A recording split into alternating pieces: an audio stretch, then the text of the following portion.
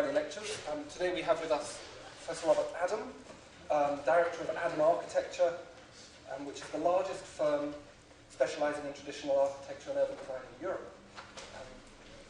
Robert's contribution to the classical tradition is internationally recognised both as a scholar and as a designer of traditional buildings and progressive classical architecture. They've won lots of awards, of course, and have produced a diverse range of projects, including major private houses, extensions to historic buildings, public and commercial buildings, a lot of master planning, speculative housing, and so forth. Robert was trained at the University of Westminster and in 1973 won a Rome Scholarship, and he has practiced principally in Winchester since 1977, also has an office in central London.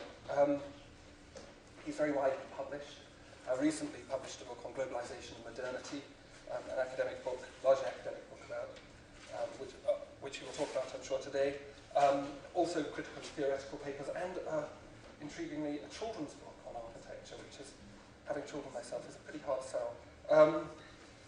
And as I said, this book on globalization of modernity as well. He lectures widely in the UK, is a professor at Strathclyde, and has undertaken lecture tours across the world in China, Brazil, Russia, the States, and so on. Without further ado then, ladies and gentlemen, Robert Adam.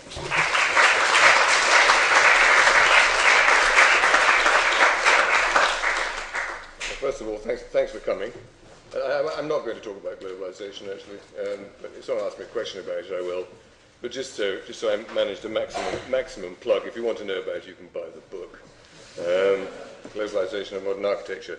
What I'm going to speak about is what this says, which is modernity of tradition. Apparently a contradictory statement. I mean, it was deliberately, apparently, a contradictory statement. So I'm going to do various things. I'm going to talk about actually what modernity and tradition really mean, and then I'm going to illustrate it with some of my own work, not all of my work. I've chosen pieces of my work that illustrate this best. It's always easier to talk about your own work because you always know more about it than anybody else. So, without more ado, trying to get the last slide to move forward.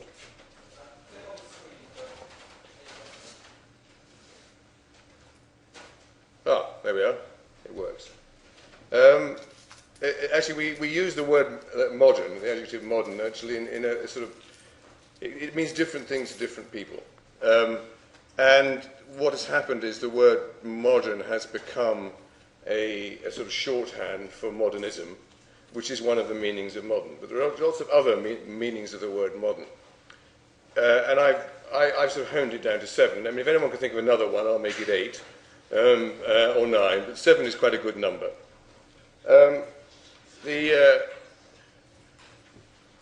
I'll just run through these quickly, because I'm going to return to these later, but I think this is actually quite important.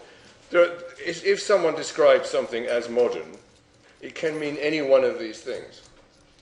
I'll put the first one to bed quickly, because the official definition of modern history is post-Renaissance. It's sort of 15th century onwards. So if you talk about modern history, that's what you can be talking about. But I'll put that one aside. The next two ones, the next one is interesting, is because we know about postmodernism.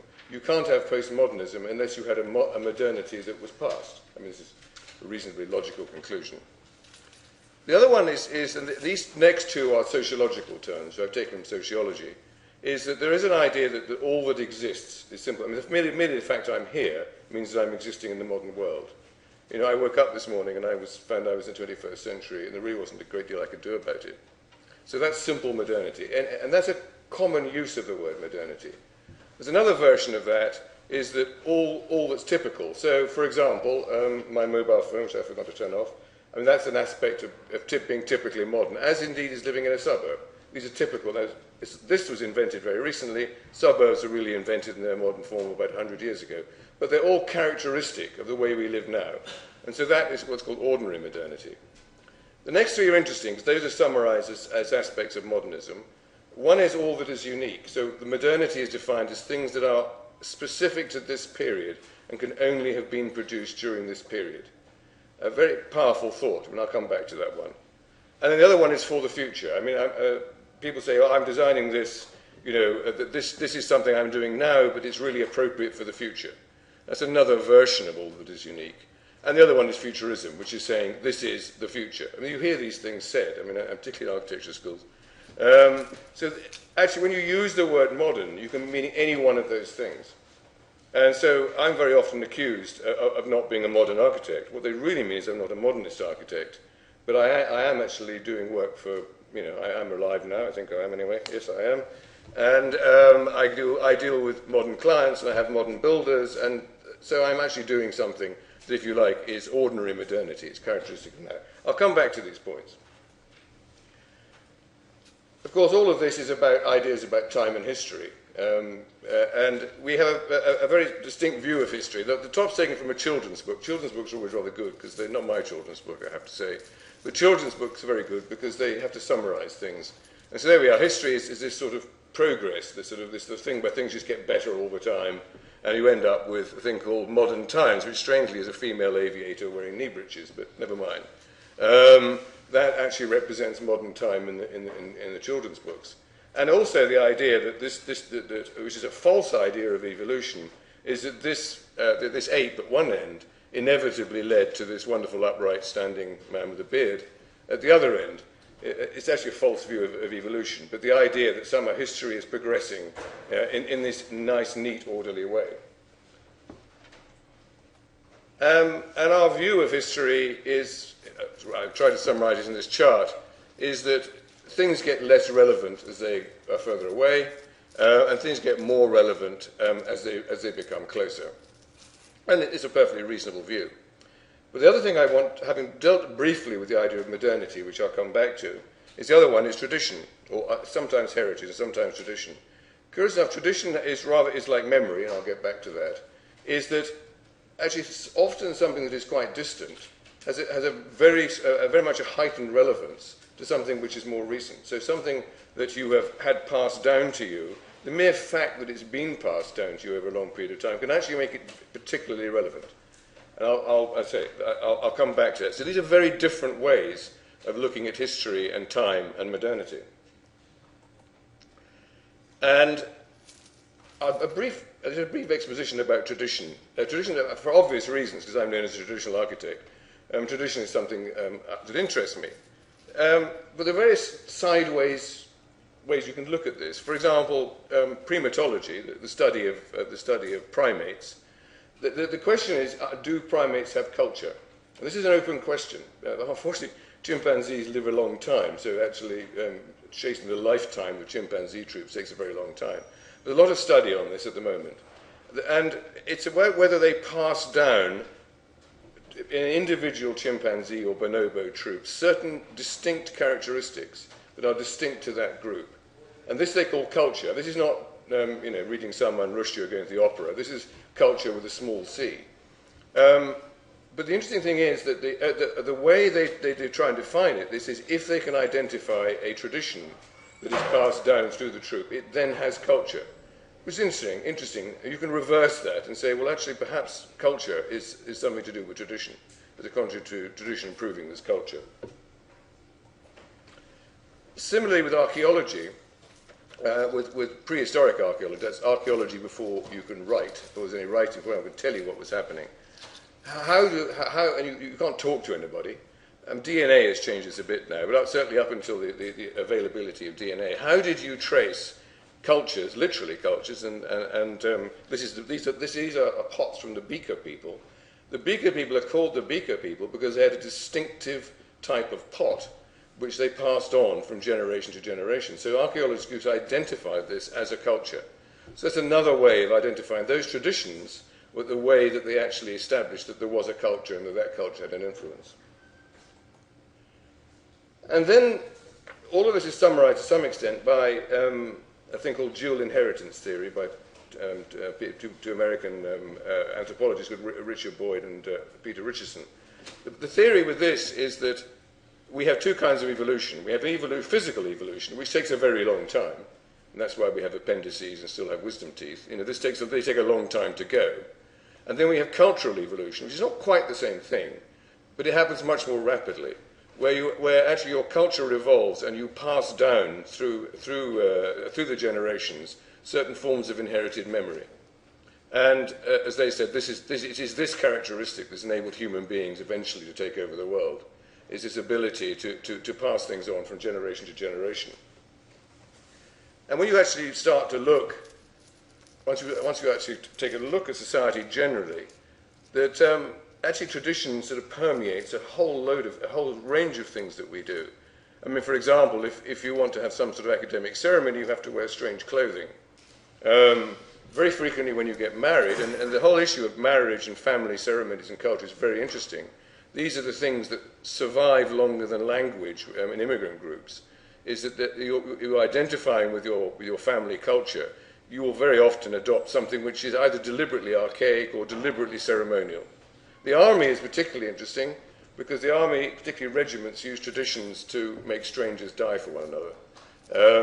It's a common experience in war, so I'm told, I've never been in one, that there's more antipathy towards friendly regiments than there is towards the enemy. Because they actually forge these traditions with a whole series of distinctive behaviours, often fabricated ceremonies, in order to forge a very close identity between small groups of people. And it's remarkably effective. And we forget also that science operates on a series of traditional processes. Science has its own range of traditions. It somehow imagines that science is a non-traditional activity. That's simply not true. And, of course, it's about identity. Is that all sorts of things, manners of speech, methods of speech, expressions, and particularly things like clothing, identify people as belonging to particular groups. And these are often passed on and passed down because your identity of your group is very often to do with the past of that group. And, it could be Masons or it could be people dancing. It doesn't really matter. This is an everyday phenomenon. And also, in actually sociological terms, using the word tradition is always rather controversial and difficult. The sociological term is really collective memory. Collective memory is, broadly speaking, the same thing as tradition. And it operates, it's very interesting to see how it operates, because on the bottom right, and this is particularly apposite to British people, but this would apply in other countries, that actually is a parliamentary ceremony with black rod and knocking on the door of Parliament before it's dated. Now, this ceremony goes right back to the Middle Ages. Now, in the Middle Ages, there was no, people didn't vote for Parliament, there were no women allowed in Parliament, it was called as an occasional advisory body by the king. But its continuity, the continuity of the institution, is actually maintained by these ceremonies. And parliamentarians are very, very fond of these. They're very anxious to preserve them, because it gives them the political system and the nation some sort of continuity. Again, family ceremonies, Christmas. Christmas is recognisable going back probably 100, 150 years, but of course it's not exactly the same. And individual families think up different aspects of Christmas, which they maintain and insist, and they get passed on down. But these ceremonies, and the fact that these ceremonies include all sorts of strange things like putting on paper hats and pulling in German trees, is part of what makes it up. You can add to them, and you can pick selectively from them, but they have a recognisable core. And you can make them up. Traditions are frequently made up. This is Bastille Day, La Fête Nationale. Actually, this doesn't go back to the storming of the Bastille in the end of the 18th century at all. This was invented in 1880 and is a ceremony, part of French nationalism, strong nationalist movement at that time. A lot of ceremonies were made up actually to support nationalism throughout Europe and the United States in the late 19th and early 20th century. But the point is, it has a sort of historical resonance. It's believable. People actually will believe in artificial, made-up traditions, provided they're credible. This is a very interesting one. This is the bottom, on the right-hand side, is the European Court of Human Rights. This was actually created in 1959. So why are they wearing 17th century clerical clothing? Well, somebody had to make this up. It didn't exist before. But clearly, wearing something like this associates this court with with European jurisprudence. It's probably a version of a Belgian judge's outfit, but somebody made it up. And this appears to give this group of people some sort of authority in that context. I think one thing has to remember about tradition is how incredibly powerful it is, even the made-up traditions. I mean, it is, for the Scottish people here, it is well established that the tartan system was made up by an English tailor in the early 19th century. This is quite well documented and quite well established. It doesn't stop Scottish people being attached to tartans, knowing that. And when you try and remove traditions, so this, of course, this is a familiar headline, which we get in the British press, and actually other countries get in their press about the European Union. The European Union is this tension between a super-state and a whole series of individual traditions that have often been brought up in opposition to one another. And this is, on the right-hand side, people in Britain will know about this. This is a thing called the Countryside March, when the Labour government decided to ban fox hunting. Now, I will guarantee that on that march, probably less than 5% had ever sat on a horse and chased a fox. That really wasn't the point. People felt that something that was very specific to their identity in the rural community was being taken away from them. And sure enough, a number of the posters actually were very explicit in drawing their attention to this. So I say all this just to actually give some broad understanding of the relationship between history and tradition and collective memory, because these are powerful things. And this will come up later. I'm going to talk about the classical tradition because it's the easiest thing to talk about, but actually all classical architecture is traditional, but not all traditional architecture is classical. So I'm going to concentrate on that subject, but just treat this broadly speaking as tradition. And incidentally, this is the 5 classical orders, on which it's all based, etc., etc. Actually, the first time they were ever put together was in the 17th century, although it's a very interesting thing. The first time they ever put together in this form. So a lot of this is made up too. So back to modernities. Now, what I'm going to try and do is to demonstrate that that particular tradition can conform to a whole series of these modernities. Clearly, if anyone is doing anything classical, or it is something that exists. So we can put that to one side. We'll forget about modernity as class, we'll forget about modern history. So it is something that's typical of modern life. Well, some people would say it's not typical of modern life. However, I'll just draw attention to as a series of these surveys, when you actually ask people, ordinary people, that is not architects, what they would prefer in terms of buildings, the result is very, very consistent. The result is round about 80 to 85% of the people would prefer something traditional. This actually was done by the Commission for the Architecture of the Built Environment in 2004. When they got this research, they decided they didn't want it and put it in a drawer. As it happens, I was a member of CABE at the time, so managed to get hold of it. That's another story. There's very similar. If you actually talk about other buildings, such as office buildings, this is a research done by YouGov, which actually is a firm commissioned, I have to say, and it came up with roughly the same figure. If you take the don't knows out, or the nones or don't knows, the figure is roughly the same. So on that basis, it is fair to say that it is an aspect of typical life at the moment. So that's a reason. I think we can sort of tick that one off. Now, what I'm going to remove for the time being is for the future and futurism, because one thing we don't know about the future is what it is. And if you really want any proof, this is by the Smithsons, this is the 1956 House of the Future. Well, I'm very glad that the chunky knit tights actually never really caught on. This is, and it's quite a long time since 1956, this has never quite happened.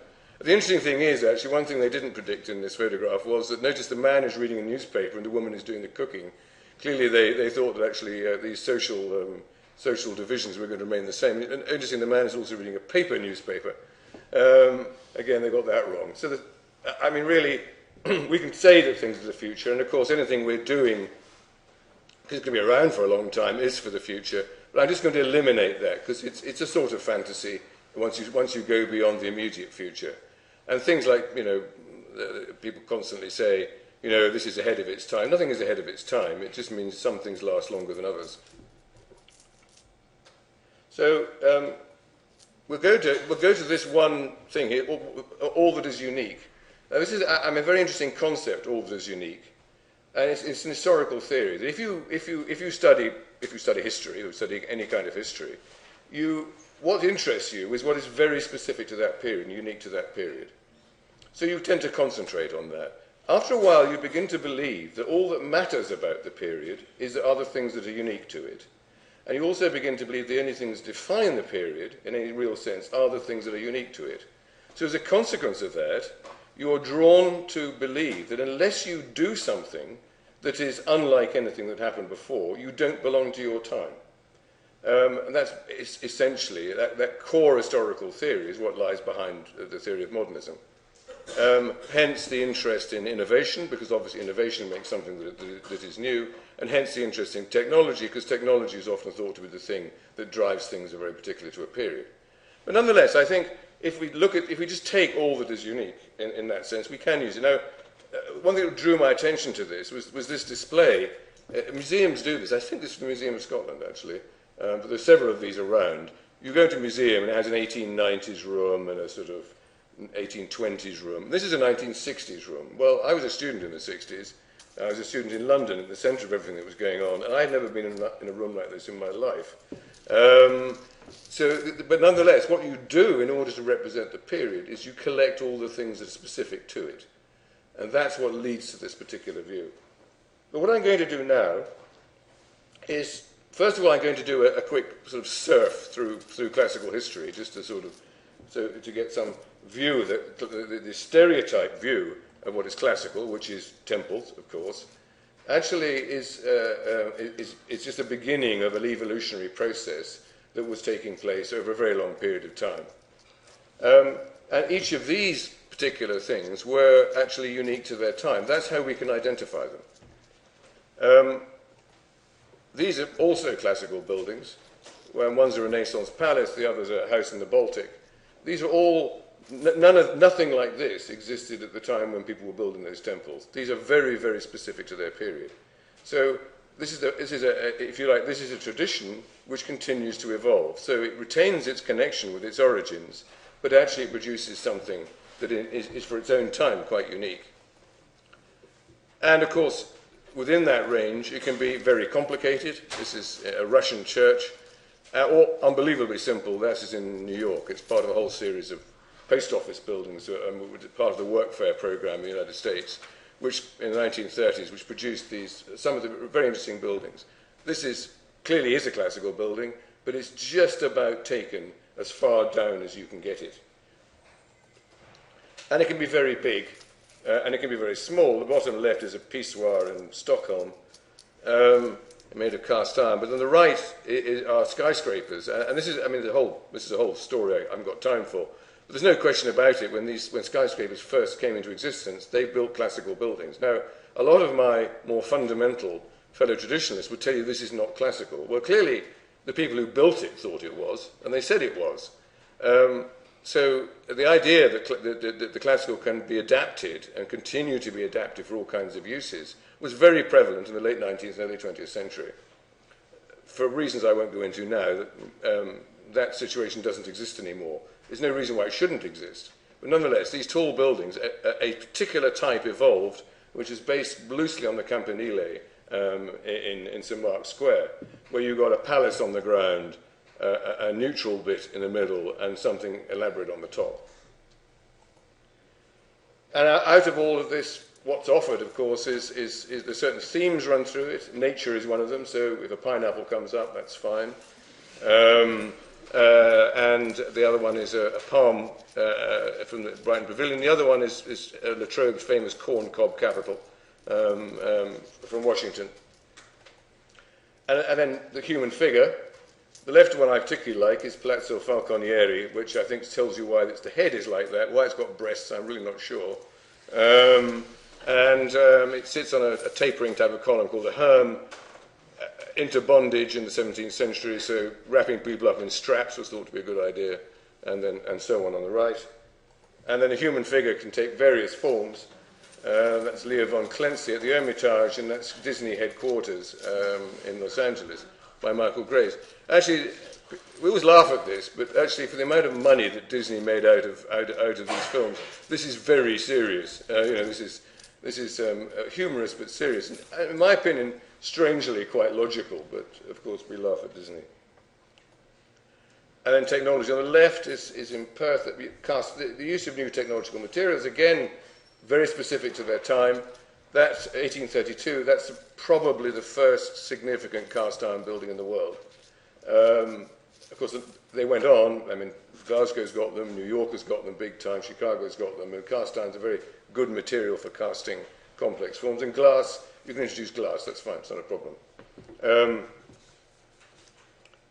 And then, when you start to look at that's a rigid set of things that get published in books called the classical orders. When you go back to the ancient world, this is from Hadrian's Villa, really weird stuff gets produced. I mean, they must have known this was weird at the time. It's very strange. And for those that know about classical architecture, they know that's very weird. And paintings did the same thing. But this, in turn, was picked up in the 19th century, where people published books, particularly a man called Canina, called Svelte Formae, narrow forms. And the bottom one is Schinkel, and the top one is the Aquarium in Rome from 1887 in cast iron. And just briefly to my tour of history, one of the great thing I really find interesting is the column capital. These are column capitals from antiquity, from the ancient world, and there's a huge variety of these, much more variety than we're taught to believe. The top right is actually from Britain, curiously enough, and it's probably something from the Temple of Hercules because it's a lion's pelt, sort of tied up to look like a column capital. And these are early 20th century. So this idea that you could carry on developing these, and these are recognizably early 20th century. And the top left one is interesting. That's from the British Museum, where it contains British imperial insignia. There's an imperial lion, coat of arms, and crown. You can do all sorts of stuff.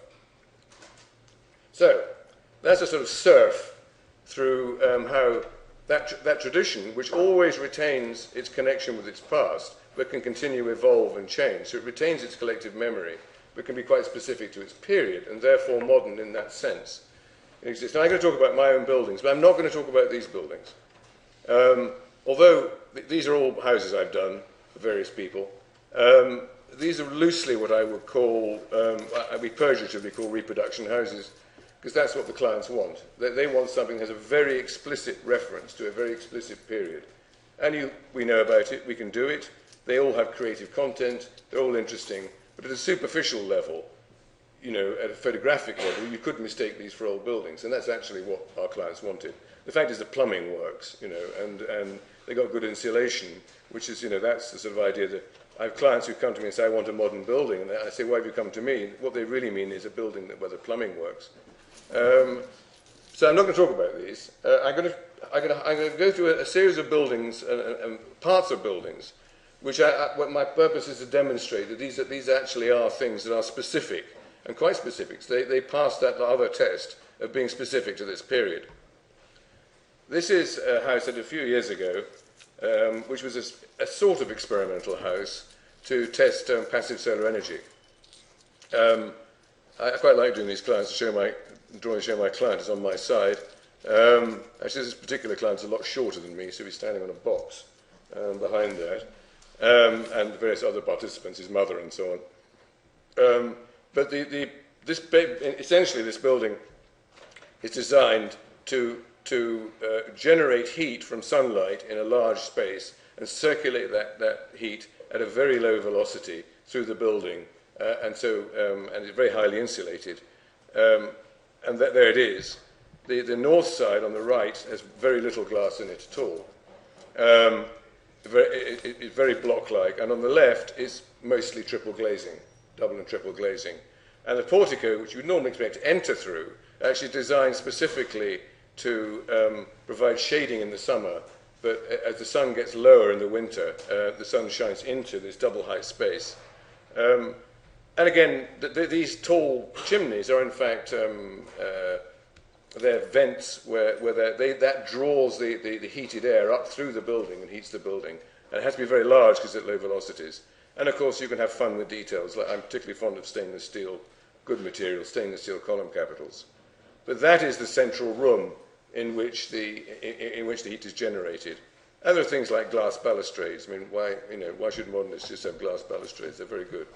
And of course, it's got a dark floor. The dark floor absorbs the heat, and the door at the side, that heat's generated in that room. It then circulates the other rooms because there's a shutter, which is called a door. You open the door, and the heat is pulled up through the building and heated. And this has been actually up for some time now, and it has actually been very successful. You use biomass when it's a dull grey day, otherwise known as logs, and you burn them in the fire there. This is another building. This gets a little bit more subtle in a way, or subtle or difficult to understand, depending how you feel about it. This is a large house, which is essentially a glass box, a rectangular glass box. I mean, this, you could say this is pretty well unique. You could say it's a bit like Schinkel. You could say all sorts of things, but essentially there is actually nothing like this in any sense at all. But it very clearly belongs to the classical tradition. My clients wanted something which actually flooded with light, and they wanted something traditional. These two things are not incompatible. And there are details on it, and there are aspects of this. Again, in a way, you have to be reasonably familiar with the classical vocabulary to know what is specific and original about this, but just take my word for it, there is stuff that's specific and original about this, and derived from various sources. The column capitals, the way the pediment is handled, and so on. I don't have time to go into detail at the moment in this, but the issue about that is that there's very little question that this building could only have been produced at this time. Similarly with this is an office building in Piccadilly, in London, where the classical orders are used in a very particular way. Effectively, what you have on the Piccadilly side on the left is a screen, what are called a columnar display. The orders are displayed literally as a display, as showing off the building. But as you wrap round to the back, the orders gradually, they're interlaced with one another, and they gradually disappear to becoming a very plain building at the back. It's an interesting aspect of how you can use the orders. And that's the elevation there on the right, in the centre. On the right, you can see how each element, part of the elements of that facade are a whole series of interlacing orders.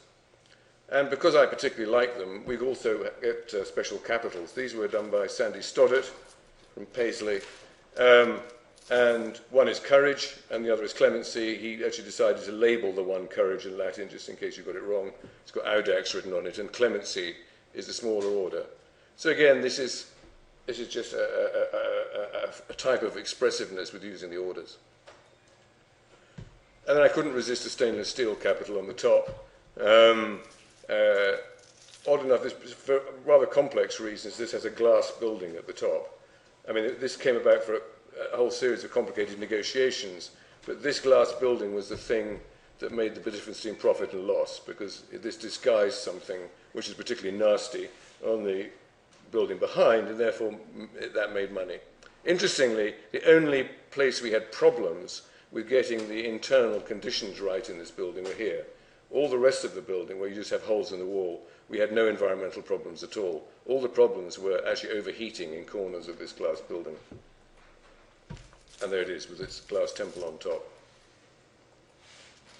Now, the next two projects are quite interesting and quite telling in their own way, and I'll have to explain this in a bit of detail. Under English planning law, you can build a new house in the countryside, and you have been able to do that for some time. And originally this law was brought in by the Conservative government under John Gummer, and it said, provided it was high quality, new country houses were possible. Odd enough, not very many got built, and to this day not very many have been built. Everyone said this was going to completely ruin the countryside. It hasn't nearly got anywhere near the replacement rate of the ones that were lost after the Second World War. But nonetheless, what happened then was that the Labour government came in, rewrote it, and said that actually it doesn't matter, it's not just high quality, it has to be innovative and groundbreaking. Now, of course, this goes back to our theory, is that somehow in order to be modern, it has to be innovative, therefore in some way different, and break new ground. A lot of legal argument about this, but the easier way to get around this law was to produce something which was, well, strange, let's put it that way, unusual. This is by Catherine Findlay, this is the Starfish House, and this got permission. they ran a competition, an architectural competition. The problem was, and going back to our surveys, is that no one wanted to buy it. They tried for about 8 or 9 years with videos and going around the world to try and sell this house, and they couldn't sell it. So we were then called in to produce a new design. And the new design was broadly that, which on the face of it is quite a conventional house. But we had to prove that in some way we were being groundbreaking and innovative. Now, at a superficial level, that's very difficult, because this just looks like a traditional country house. So, but we were able to enter into quite a complicated dialogue with the local authority. So we were able to demonstrate in a very detailed way that while actually the form was very traditional, there were aspects of this form which weren't. Now, again, I can't go into an enormous amount of detail to explain this, because I spent many weeks doing so. But there's a column base, which there's no column base like that I know of, although perhaps someone can go and find one. There's a column capital there, which is not quite like any I've ever seen. There are a whole series of other things on this building, which I can demonstrate, because of my knowledge of the field, actually do break new ground. But, in any superficial sense, it's actually a completely traditional building. So, there is this sort of interesting tension, but there's no question that if you have a knowledge of that particular tradition, that there are aspects of this which are specific to now. Now, that's debatable as to how explicit one has to be about that. I shouldn't talk about that, but nonetheless, these are interesting because that's what we had to prove. The same thing happened with this house here. In fact, this house, not designed by us, I acted as a witness supporting this house because I thought of its kind it was very good. And it got planning permission through a legal inquiry. And I was one of the witnesses to support it. But they couldn't sell it.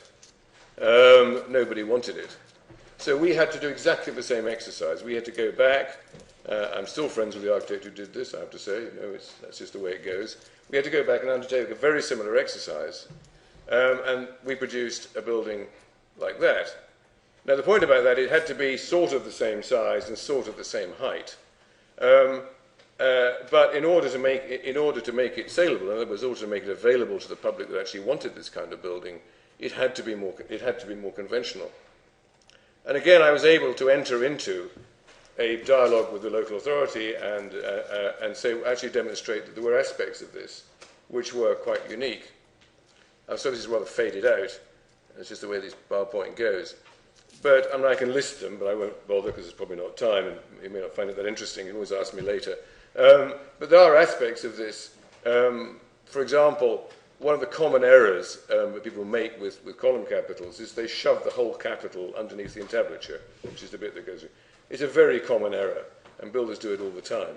And I thought, well, okay, if that's an error, why don't we just do it and see if we can make it work? If you're going to make that mistake, why don't we just run with the mistake and see if we... There's little things like that.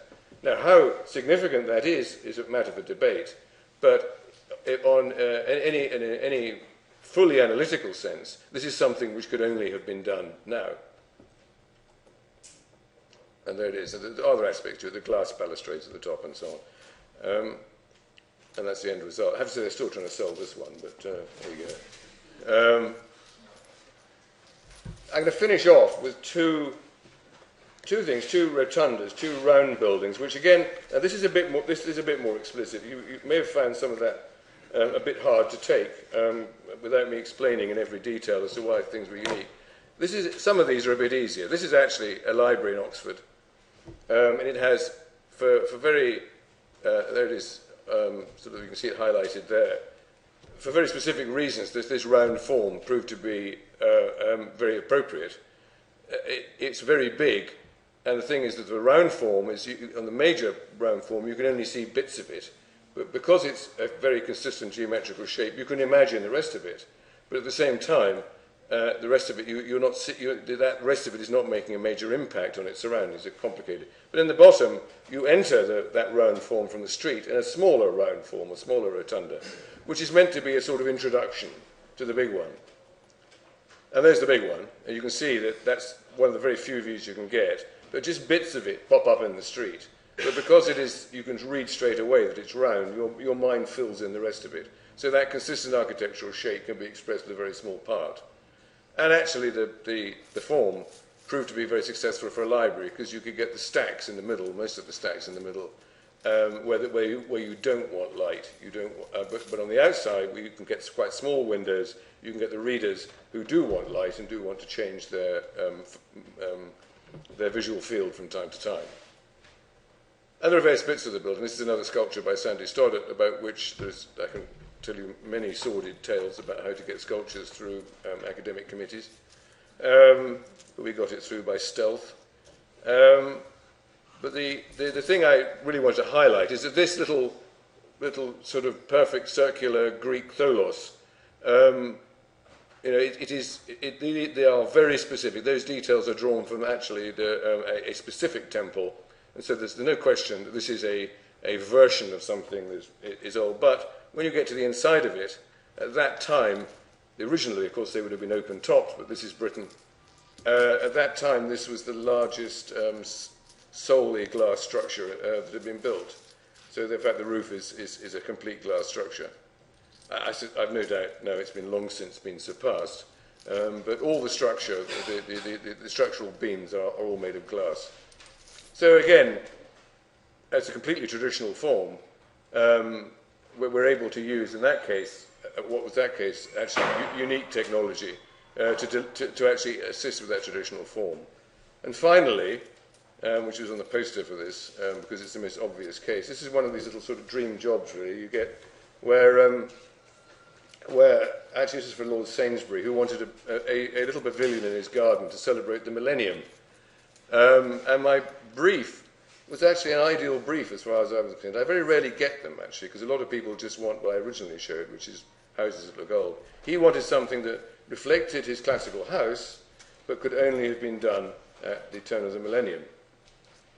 So we had all sorts of tricks, which he didn't actually take to particularly, which was that we put it in a position where when he stood at his porch, the sun went down on the last day of the millennium and so on. But anyway, never mind. We managed to get... So what we produced was this. Now, this was done with the help of an engineer, Tony Hunt, who was the sort of leading high-tech engineer since retired. And we managed to get this little pavilion, which you can walk up to and sit in and so on, so that was the idea, with a dome as close as we could get to floating, structurally. We know that in the ancient world they wanted to make it appear that their domes floated, particularly the Byzantine period, but we were actually able to get much closer to it than anyone has done. Obviously, it's not really supporting anything but itself, and part of the problem is actually stop it being sucked up and blown away, as much as it being held. But what we did was we took this classical vocabulary, which we were asked to do, and we developed it so that the column capitals contain this, what's like a stamen coming out, and that vertical support supports that dome completely. So from a distance, it appears to float. And as you look at it, you come up to it, and you look up at it, this dome appears to be floating above the columns. And there are the capitals, which are bronze. There's a stainless steel ball inside the bronze, and this tall stamen-like thing appears up, and it's clamped to the side of the dome. And the other important thing is it's braced, as you can see, by these bottle screws. So that's a sort of a run through, where certainly I could make the argument at great length about what I call the simple or more straightforward buildings. But I believe the idea that the classical architecture can be something that is unique to the period in which it's produced, and that this period is sort of now-ish, I think actually it ticks off those three versions of modernity that I was trying to demonstrate. It doesn't do it in a way where you throw everything out. What it does is it operates in a traditional manner, in the sense that you add to that tradition. You can continue to develop that tradition in an evolutionary fashion. But much like our relationship with our primate ancestors is physically very obvious, so the relationship between these new developments and their ancient past is also obvious, but they're still new and they're still unique to now. And interestingly, I'm always rather fond of advertisements because they have a habit of sort of going straight to certain points. Clearly, the PR firm, the advertising firm that wanted to promote India, thought that actually combining tradition and modernity, very often seen as antipathetic, can be seen as being entirely compatible. And for myself, that is my belief. Now, I may not have convinced you of that, but at least I've given you the story. So thank you very much.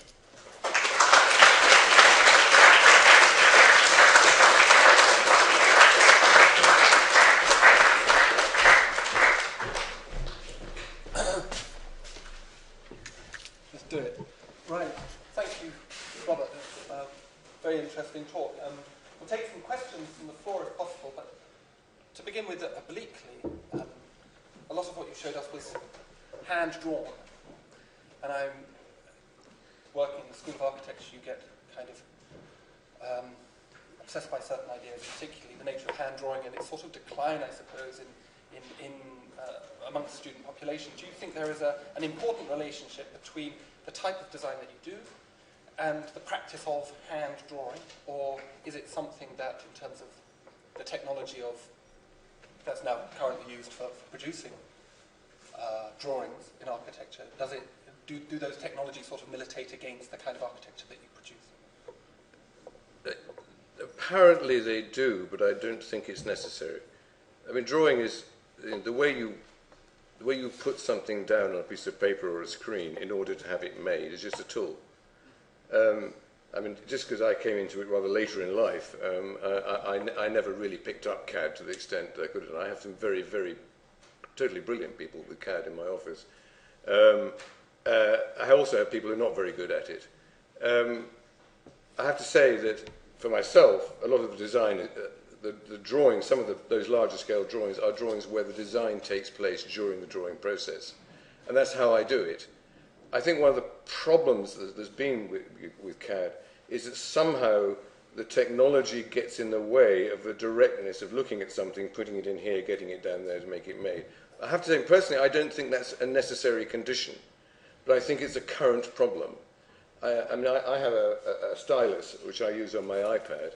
It's bloody useless, actually. I mean, it's like trying to draw with your little finger. If you actually try and do a fine drawing, you just can't do it.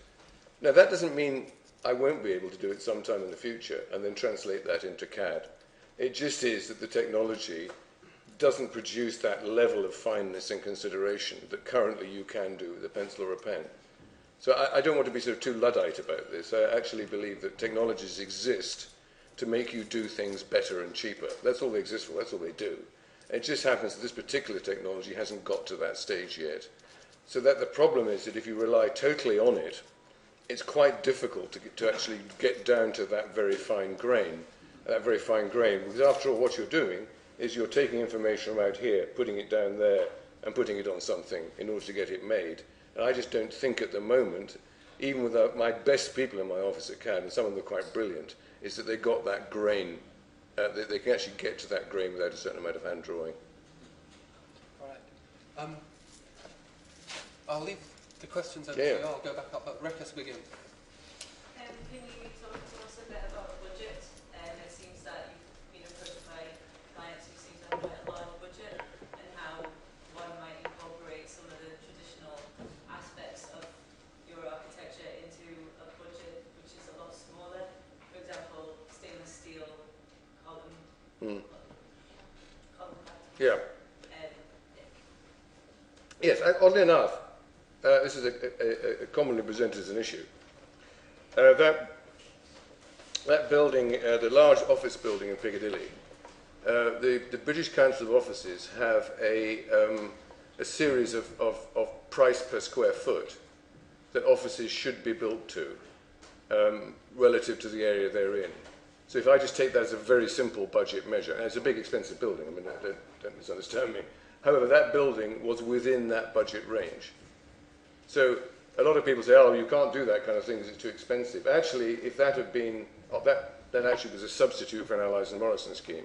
I'm still friends with them, don't worry. But it was a substitute for an Allies and Morrison scheme, which cost the same. So at that level. But I think what you highlight is actually something much more important. Obviously, it's easier to show, and I've done it for a very specific reason in this, is the really big, in-your-face, I want to flesh around my money type of house. A lot of the work I do is speculative housing, where really it's just 4 walls with holes in them and a roof. And that's what a house is, you know. Generally speaking, it's 4 walls with holes in it and a roof. And if you just recall for a moment that slide where I showed the Russian church and the post office in New York, now those are both classical buildings. Now, the post office in New York probably was quite expensive because it was made of marble, but it doesn't matter. That was unbelievably simple. But actually, it was just the way it's proportioned and the suggestion of detail. So if I'm designing speculative housing, which I do a lot of, that's all I'm dealing with. And it's just a question of proportioning it, getting a few details as right as you can.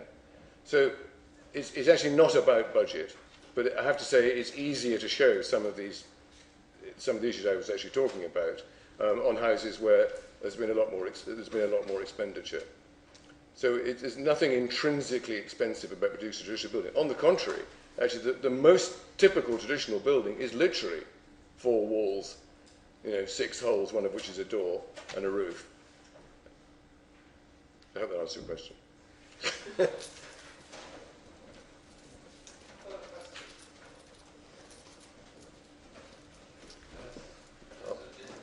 Sorry? A lot of buildings which were done in England, or well in the UK. How do you plan on perhaps expanding this idea of tradition to countries who are perhaps developing tradition? Yeah, actually, thank you for the point. It's an interesting and complex one, actually. I'm doing work in India at the moment, in New Delhi specifically. And it's an interesting aspect of colonial architecture, is that in India, the British colonial architecture, which was explicitly colonial, it was bringing bits of Britain to India, literally, so that people would feel more comfortable at home, has actually been absorbed into Indian perception of what Indian architecture is. So that's interesting, and that's a cultural issue. A really interesting example, I'm sorry, just on that subject, is Kerala. Southwest India, where they have been Christian since about the 2nd century. 30% of the population have been Christian for a long way back. When the British Raj came, they built churches. They're also Christians, different denominations. These were Syrian Rite Christians, and they built Gothic cathedrals, Gothic buildings. The Syrian Rite Christians in Kerala adopted this, was completely alien. A completely alien type, and they've turned it into something which is very specifically Kerala. So I think this whole issue about how traditions get picked up from elsewhere, modified and moved about. But at the same time, I've done work in Beirut, where the tradition, I had to work with the Beiruti architect, because there were nuances in building types that I simply didn't understand. So and this applies actually with any architecture. I was at a lecture yesterday when someone was complaining that Hong Kong Airport had taken out the restaurants in a particular part, but there was a very specific Chinese thing about eating before you go. So there's a whole, it's very easy for people to go. There's another very interesting example. In Doha, there's a thing called the Heart of Doha, which is being designed at the moment by Eliza Morris and others. And they gave a presentation, and I know Doha very well for very specific reasons. And they gave a presentation, and they gave the usual stuff, this is walkable. They said this means that people can go and meet in the street, and, and wonderful interchange. And then someone put their hand up and said, I'm from Doha, we don't walk in the street. We don't meet in the street, that's not what we do. And so the great danger of a foreign architect working elsewhere is you bring all sorts of baggage that you think is sort of right, but sort of isn't. I'm just started to do a house in China at the moment. Basically, my client produced a picture of lots of European houses, so I want one like that. Well, he's Chinese. I mean, that's up to him. So, am I producing a Chinese building, or am I producing a European building? Well, I'm producing a building for someone in China who wants it very explicitly.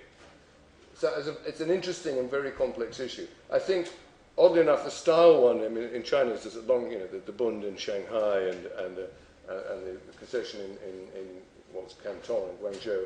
There's a whole very interesting issue there about how those are now preserved buildings in China. And Japan, for example, part of Japanese culture is specifically to absorb other cultures. So actually something very specific about Japanese culture, about absorbing other cultures, and linguistically in a whole series of ways. But I think the idea, the worry, and this applies to all kinds of architecture, that you just sort of rock up and you're a genius, you know, and you can go and look and say, hey guys, you know, I really understand this culture, and I'm sort of going to do it. I'll give you a quote from Benedetta Tagliabue, who was Eric Miralles' partner for the Scottish Parliament. And this is something she said to me, so I can quote it almost word for word.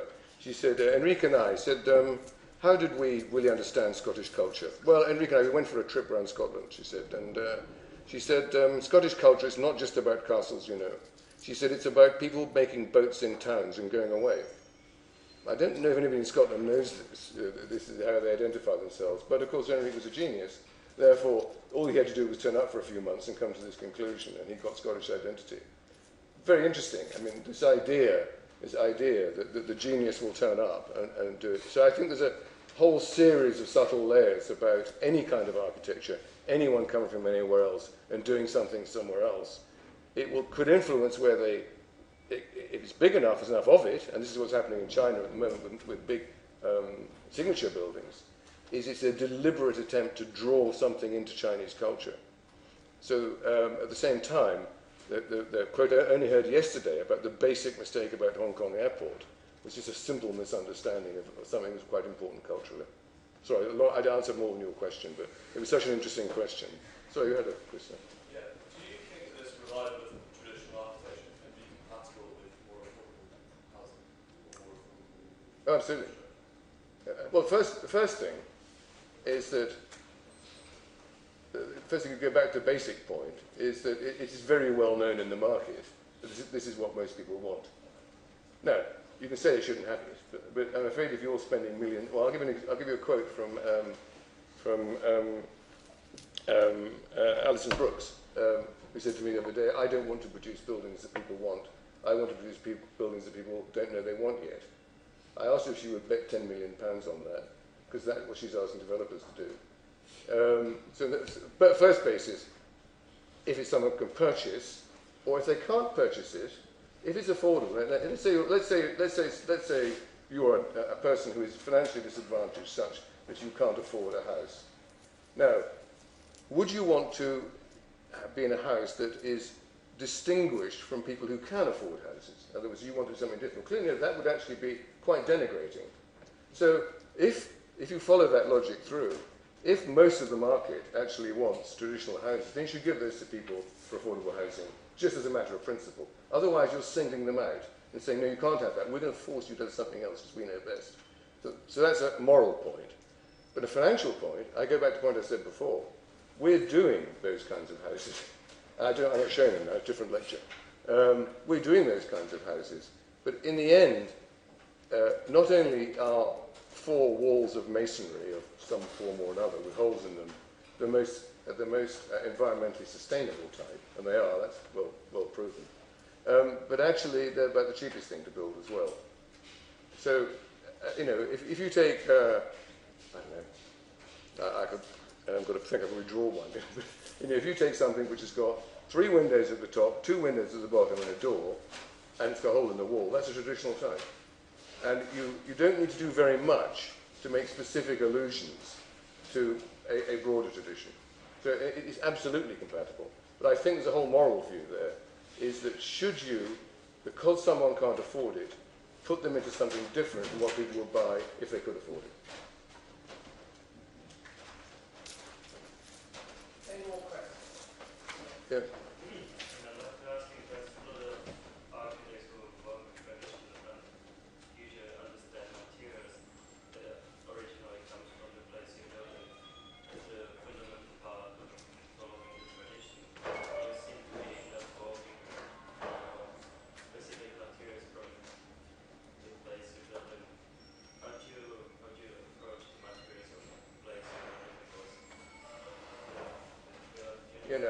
I take the point exactly. You say, sorry, if I paraphrase, so you carry on, sorry. You speak up a bit, I can't quite hear you. Okay, sorry. Do you work with the materials that are originally from the place you work in? I mean, do you consider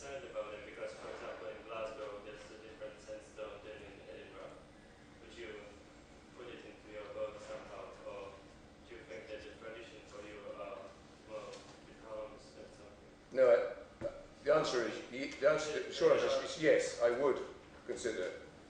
The first actually this applies to anything, really. The first consideration of how you would make something belong to the place is to build it from the materials of the place. And that's number one. Unfortunately, very often it's simply not available. But that's number one. So, for example, the building in London is built of Portland stone. Actually, Portland stone comes from Dorset, it doesn't come from London, but because there is no stone in London, but the typical building material in stone in London is Portland stone from the 17th century onwards. So, alternatively, if I'm doing, for example, affordable, relatively low-cost housing in Somerset, we specifically try and get the builders to use the stone specific to the area. In Edinburgh, we did the master plan for Western Harbour. One thing we insisted on, this is stalled now, but the one thing we insisted on, to great resistance actually, was that all of those buildings had to be built with the typical stone of Edinburgh. So that's number one. It's also, I have to say, the most sustainable option, because you move materials about less. Well, some of the problem is that the quarries, for example, have now become nature reserves, so you can't use the quarries. But sometimes it's just not possible. But that's in a way, that's number one, because that's the easy way to relate to something. And you know, the other thing is, you know that as it weathers, and all buildings have age. You know, I suppose I've just denied the future, but actually, one thing you do know about buildings is if they survive, they'll get older. And as they get older, very often, of course, the new material is typically the old material. But as they get older, they will become more and more compatible if you use the correct materials.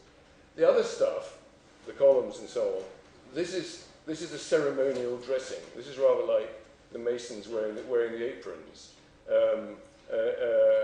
or me wearing a jacket. This actually represents something. It's not wholly functional. I mean, these things aren't functional, but they represent something.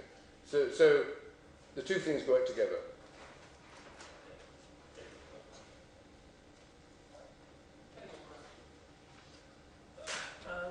I'm interested in your response to this building, which is a building that has got a foot both in the past, in a tradition, and a foot step towards what might be regarded as modernism. Does that have any influence in how you think about architecture? Yeah, I mean, it's in a way it's sort of the point. Is this development of traditional forms? I mean, they're very recognisable. There are cornice mouldings here. There are a whole series of things that are very recognisable. It's done in a very imaginative way. And of course, there is a view, and this is what I call the Whig view of history, is that somehow this was a straight line to modernism. Well, it wasn't really. That's another story. Although I have I'll share with you briefly a view I have about this particular period, is that arts and crafts architecture, which this sort of broadly belongs to, that's slightly debatable. Let's just put it in that context. The word for arts and crafts in European countries is national romanticism, which in many respects is more accurate, because Mackintosh was interested in the Scottishness, quite explicit Scottishness. Gaudí was interested in being in a Catalanness, if you like. Plečnik was interested in something being specifically Slavic. I actually believe that there is that this period of time, the 1880s, really right through to the First World War, was this huge burgeoning of nationalism. Actually, I think the arts and crafts movement sort of belonged to that. That's a slight other reaction to it. There's no question that people like Mackintosh were deliberately drawing from a vernacular and also a formal type and taking it in a particular direction. I think probably not because Mackintosh is clear was rather cut short by drunkenness and various other things, but it's to watch the trajectory of arts and crafts architects as they went through into the 20th century, into the later 20th century. Because it actually transformed itself in many cases to Baroque, curiously enough, and there's the whole interesting thing about that, because Baroque was thought to be distinctly British, but not, funnily enough, in Scotland. Because the Baroque association with Catholicism was a problem in Scotland, so there's a much stronger move towards versions of neoclassicism, like the back of the British Museum, very good example. So they actually, that transferred it. It also transferred itself to Neo-Georgian. But in some places, and most notably Sweden in about 1930, actually transferred itself from a very distinctive form of classicism into modernism. So there's a whole series of different trajectories from this, but actually in the British context, most of it went to classical revival of one form or another, but not universally. Do you see that as an important part of your work in terms of taking this tradition and moving it forward into the next stage?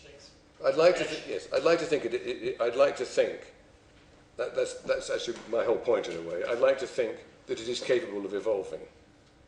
One of the problems I have is that the houses I didn't talk about, or the buildings I didn't talk about, I just showed you 4 of them, is that most people simply don't want me to do that. The ones I've concentrated on, the ones where I've been able to do that, in a lot of cases people simply don't want it. It's fine, I do that, and it's my job, and it's creativity and everything. But actually, the Sainsbury one, the last one, was virtually unique, and I was getting a very, very specific brief of that nature. I mean, the library, I sneaked it in, nobody really paid any attention because of the nature of the contract. Or fair to say the solar house was another example where the client was very explicit in that sense. But I'd like to think that I could do that. I'd like to think I get more opportunities to do it.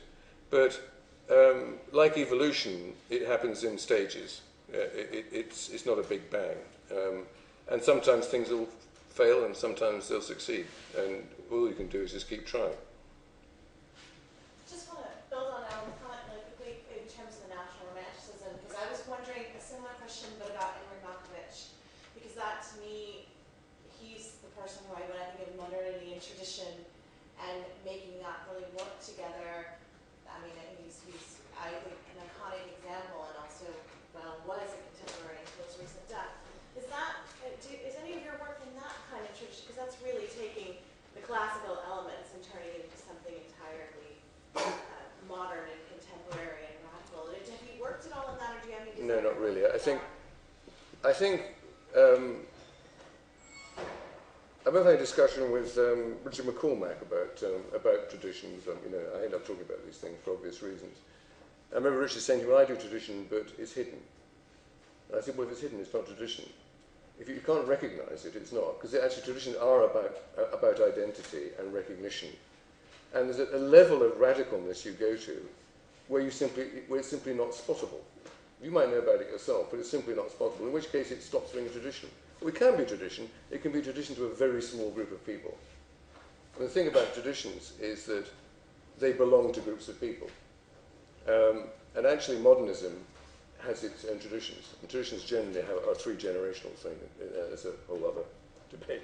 So if for example, it's the Mies van der Rohe question, is Mies van der Rohe the successor of classicism? Well, he thought he was, actually. But his successors didn't think so. But nonetheless, there's a group of people who would think, yes, Mies van der Rohe is. So for them, that's part of that tradition. But if a tradition is beyond architects, it's beyond a small clique of people, and after all, our work is supposed to be for the wider community of people, if somebody can't recognise the tradition, it's not a tradition. So that radicalism has a sort of break point. And it's rather like that minimal building in New York. The things that told you, there were signals on that. It had a cornice and it had capitals, but they were tiny. But they were just enough. There is other, when you go into it, there's more actually. But there was just enough to tell you. If you start to lose those, your architect friends might know that was a reference to something, but nobody else does. It's lost on them. So that's a sort of break point. I actually believe I'm doing it not just for architects. In fact, most architects think exactly the opposite. They think I'm not doing it for them. They think I'm actually doing it against them. It's not strictly true. So my best friend's a modernist. But is that I actually believe I'm doing it for the wider population to maintain, strengthen, and enhance their identity.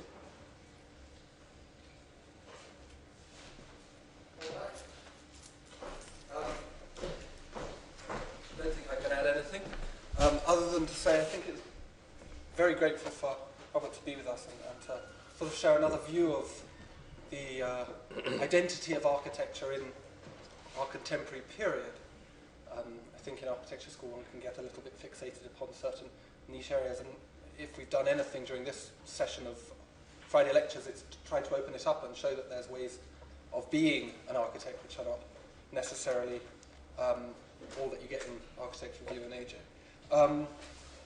And I think it's really interesting what he's talked about in sort of promoting an idea of history as slightly more nuanced than the standard progressive narrative of it going forward and getting better. And that it's actually more complex. It takes a more complex shape than that. And that as a consequence of that complexity, we can start engaging with history and tradition in a serious way. It doesn't only have to be in a kitsch way or in a self-effacing or humorous way. And and actually it's something that it's part of our palette as architects that we can engage with. And I think to a certain extent it requires a certain humility in architects to be able to go, as Robert was talking about, this idea of going to New Delhi and sort of allowing your architecture to be affected, not standing up and saying, I'm the grand architect and I will give you what is right, but permitting of a flexibility and a synthesis with culture, local culture particularly. So I'm very grateful for you coming, and I think, ladies and gentlemen, a round of applause.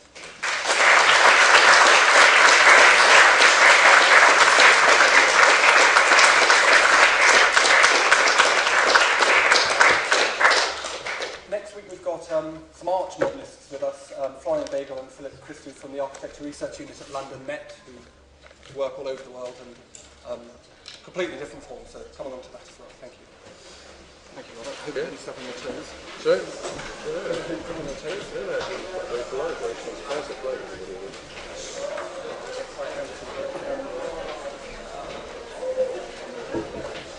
Let me turn this on. Now, do you want to go for a drink? Well, I'm going to actually, I'm going to hoover up some of my relations, so Steve, I think,